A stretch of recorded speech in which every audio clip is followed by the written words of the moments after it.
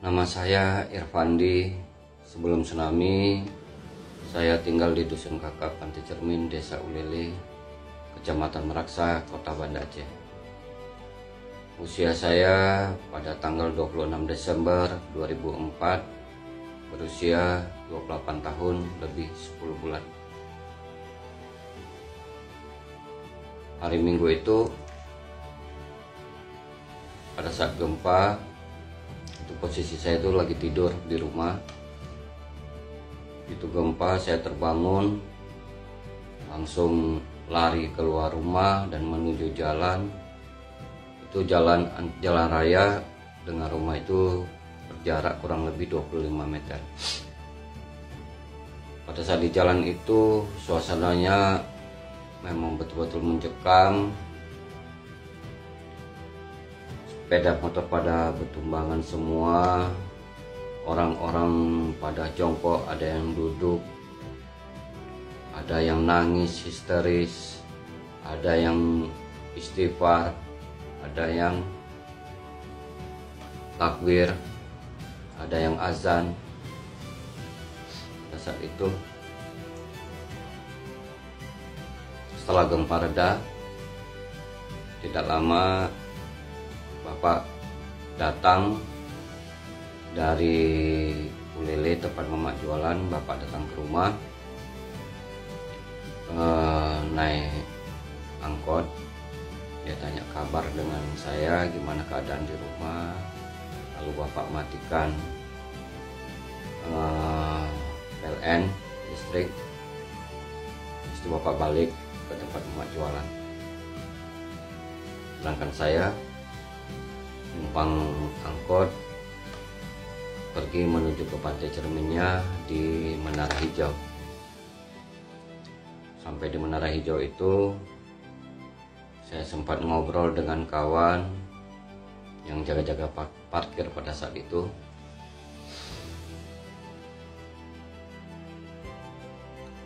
Setelah itu, saya ajak kawan saya si Abbas dan salah satu anggota Harhanud yang kebetulan sedang libur dalam pelatihan Sea Rider di Pelabuhan Ulele. Jadi kami bertiga itu naik angkot menuju tempat Mama jualan.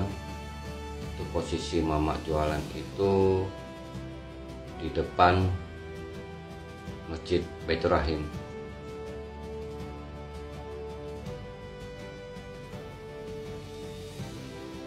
Baru sampai di situ, mereka duduk di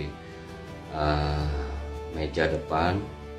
Saya dengan Mama, dengan Bapak dan Silia adik, terus sedang ngobrol gimana keadaan gempa. Tiba-tiba orang dari arah pantai itu naik sepeda motor, teriak air laut naik, air laut naik. Karena mereka teriak air laut naik, air laut naik, spontan saya pegang Mama, Bapak pegang adik Silia, lari menuju arah ke kota. Jadi saya pegang itu, saya lari. Sebentar aja suasana di tempat itu memang udah ramai, padat, macet. Saya terus lari. Nggak berapa jauh dari situ, saya bilang dengan Mama, Mak, kita ke rumah sakit aja. Posisinya rumah sakit Meraksa.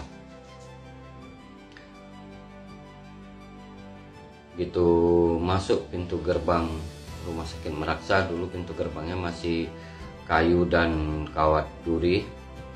Masuk pintu gerbang itu di belakang sudah terdengar gemuruh seperti pesawat gemuruh, terdengar pecahan kaca, terdengar teriakan orang. Dari kejauhan itu udah kelihatan hitam tinggi dari dua arah, dari arah belakang Masjid Ulele dan dari arah Syakwala. Jadi pada saat itu saya terus lari masuk ke rumah sakit, dan pada saat itu rumah sakit itu perawatnya sempat nutup pintu kaca rumah sakit, lalu didorong rame-rame, terbuka pintunya. Terus kami lari menuju lantai 2. Baru sampai di lantai 2, di lorong belakang rumah sakit itu tiba-tiba suara gerbong itu rubuh gedung depan, dan air itu masuk menghantam kami. Jadi kami di lorong rumah sakit itu digulung dengan ombak, di lantai 2 itu digulung dengan ombak, terus dibawa keluar di pintu belakang rumah sakit itu. Di belakangnya itu sebelah kanan itu ada kamar mandi, kami dibawa masuk air di kamar mandi tersebut. Lalu kami di dalam kamar mandi itu diputar-putar seperti blender berempat. Setelah diputar di situ, kami keluar dari rumah sakit. Air itu membawa kami keluar dari kamar mandi tersebut, dan di belakang itu ada tower air. Nah, disitulah kami tersangkut. Pertama yang nabrak tower itu mama, setelah itu saya nabrak mama, bapak nabrak tower juga, adik sempat lepas Ilya, tapi karena alhamdulillah dia pakai tasnya tersangkut di besi tower, bapak sempat narik Ilya. Ada 2 orang anak remaja wanita, 2 orang dia sempat melihat mamanya hanyut. Setelah ombak pertama selesai, itu hancur semua, udah rata semua, kelihatan seperti lautan. Tiba-tiba air dari arah kota itu surut. Jadi air yang datang tadi itu surut kencang sampai bunyi. Itu gedung itu gemuruh airnya, dia surut ke belakang. Di belakang itu beradu air datang dengan air yang surut, terjadi ombak lagi, dan menjadi ombak yang kedua. Tapi ombak itu tidak sebesar yang pertama, menghantam lagi ombak kedua. Tidak lama, berapa saat terjadi lagi, air itu surut, terus ngantam lagi air ketiga, gelombang ketiga. Tapi gelombangnya itu tidak sebesar yang pertama dan sekencang yang pertama. Setelah itu baru tidak ada ombak, tapi airnya pasang naik, tapi tidak ada ombak. Airnya naik tinggi, tapi tidak tenggelam. Naik tinggi 2 kali. Setelah air benar-benar surut, baru kami turun dari tower tersebut, duduk di terasnya dengan ada beberapa orang yang selamat di situ. Saya coba kami nenangin diri di situ. Tengah hari saya bilang dengan mama, bapak, Pak, dimanapun kita harus turun dari rumah sakit ini. Kalau kita nggak turun, kita nggak bakalan dapat bantuan. Kami ajak-ajak juga orang-orang di situ, tapi orang di situ nggak ada yang mau turun. Jadi kami berempat yang turun pada saat siang tersebut. Bisa turun hanya dengan menggunakan 2 kabel saat itu. Depan gedung udah rubuh semua, Dok.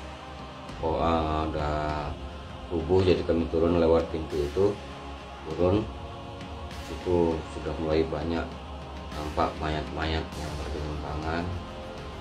Kami turun, posisi di dekat rumah sakit itu, sekitar rumah sakit itu air masih seperut orang dewasa. Kami terus jalan, berusaha menghafal posisi-posisi jalan pada saat itu.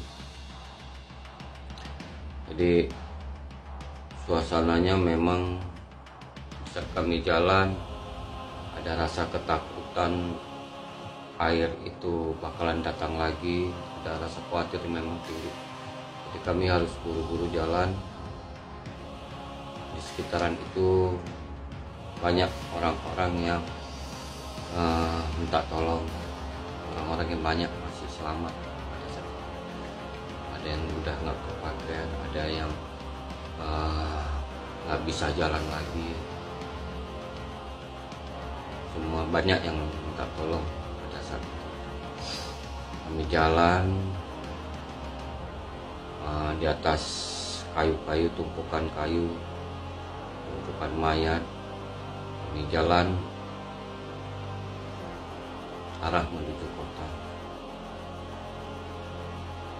Saat haus, apa yang ada di jalan tersebut seperti minuman gelas, rutang dulu, kami usap, minum, dapat Indomie,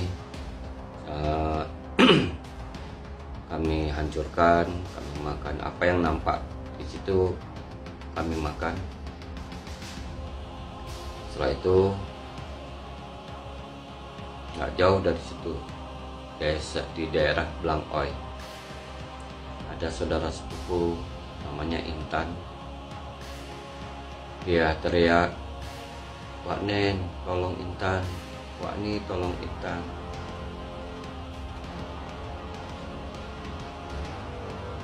Terus saya bantu si Intan dengan kakinya udah luka dengan kayu.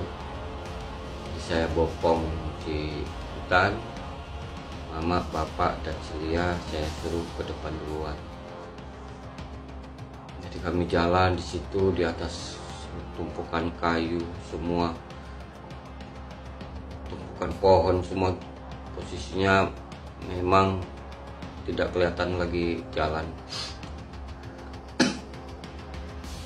Terkadang sekali-sekali jadi gempa.